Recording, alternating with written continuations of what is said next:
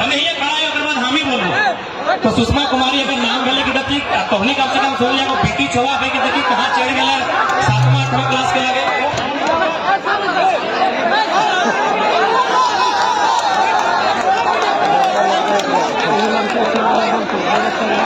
झारखंड की बेटी सुषमा कुमारी जेबीकेएसएस के सभी सदस्यों तथा यहाँ आए सभी लोगों को झारखंडी जोहार करती हूँ।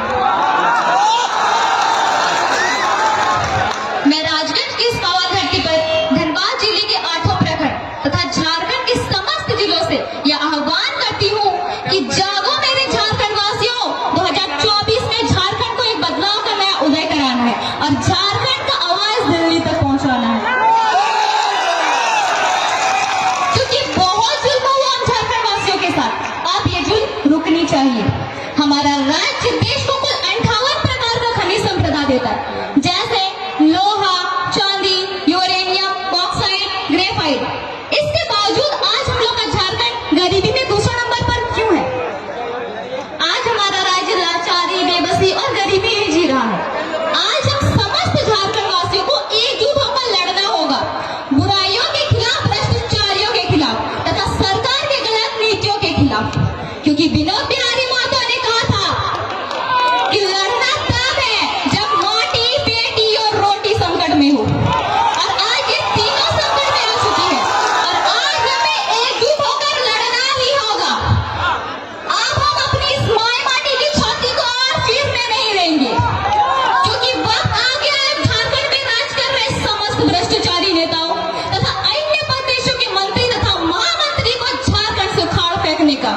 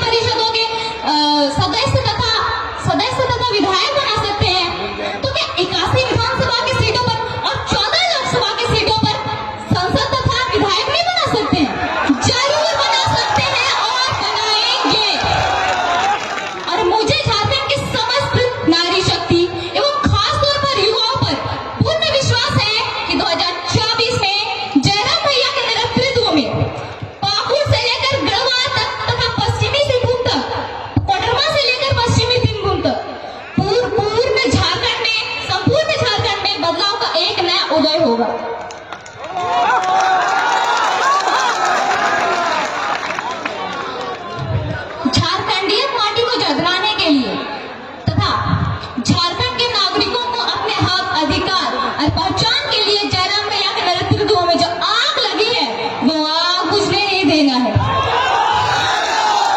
क्योंकि तभी हम झारखंड में चल रहे समस्त ज्वलंत समस्या जैसे उद्योग नीति, विस्थापन नीति, स्थानीय नीति, 1932 का अभियान और 40 नहीं बल्कि 90-10 नीति लागू कर सकते हैं। आज झारखंड विकास न होने की सबसे बड़ी समस्या है तो वो है भ्रष्टाचारी, बेरोजगारी, लाचार शिक्षा नीति, खनन का दुरुपयोग, अस्थायी सरकार, जातिवाद राजनीति, उद्योगों में स्थानीय को रोजगार नहीं देना तथा राज्य सरकार के अनावश्यक खर्चे। अगर झारखंड को तरक्की करवाना है, अगर झारखंड को तरक्की करवाना है तो मैं सुषमा कुमारी को इस तरीके बताना चाहती हूँ कि झारखंड तरक्की कैसे होगा। सबसे पहले तो नेताओं का पेंशन खत्म करना होगा, क्योंकि ये कौन सा नियम है कि अगर एक दिन के लिए भी अगर कोई नेता बन गया तो पूरा जीवन पेंशन। अगर उसको पेंशन मिलेगा तो ये जो हमारे दादा दादी दिख रहे हैं 60 साल में जिसको पेंशन मिलता है वही मिलेगा और कुछ नहीं, क्योंकि ये एक सेवा का पद है ना ही व्यापार का। दूसरी बात, नेताओं का सैलरी आधा करना होगा, क्योंकि नेताओं को जब सरकार की तरफ से सारी सरकारी सुख सुविधाएं मिल रही है तो उसको सैलरी की क्या जरूरत है?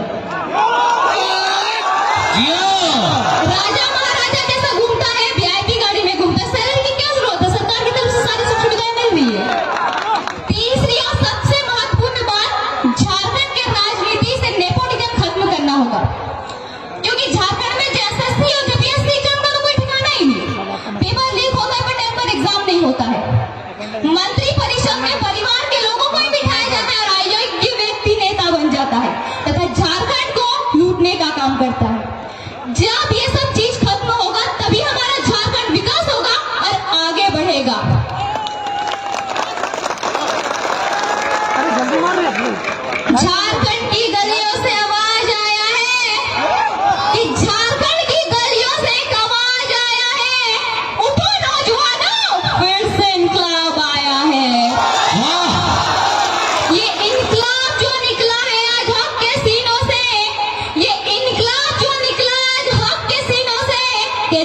जुल्मी पर्दे को फाड़ डालेंगे, जुल्मी सरकार को उखाड़ डालेंगे।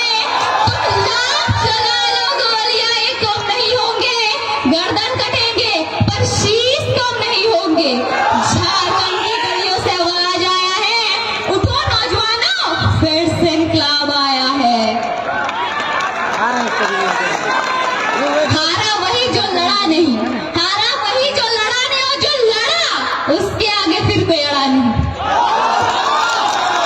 और हमने तो सभी ने जाना है कि जयराम दादा हारे वाला में सुनाई लगो, और ना ही हमने कभी अगर हारे देवे तो अनेक की चाहे 2024 में बता हमें चाहिए कि नहीं? नहीं चाहिए। 2024 में बदला हमें चाहिए कि नहीं? अगर हमें चाहिए तो सभी के जागरूक हवे दे। तो आज अपने झारखंड में दोसर राज्य के लोग आए के यहाँ पर अपन फैक्ट्री खोल ले लो, अपन हॉस्पिटल खोल ले लो, अपन घर बना ले लो। काहे? हमने पढ़ल लिखल नहीं है, हमने जागरूक नहीं है, एजुकेटेड नहीं है। अगर हमने पढ़ल लिखल हो गई, जागरूक हो गई, तो हमने के राज्य में कोनो बाहरी आई के राज नहीं करे पड़ते। तो हमारे को एक उद्देश्य इटे हो कि तोनी के जागरूक होए बे, तो तभी हम अपन झारखंड की ऊंचाई तक पहुंचाए पाबो और अपन झारखंड की एक नया पहचान बनाए पाबो।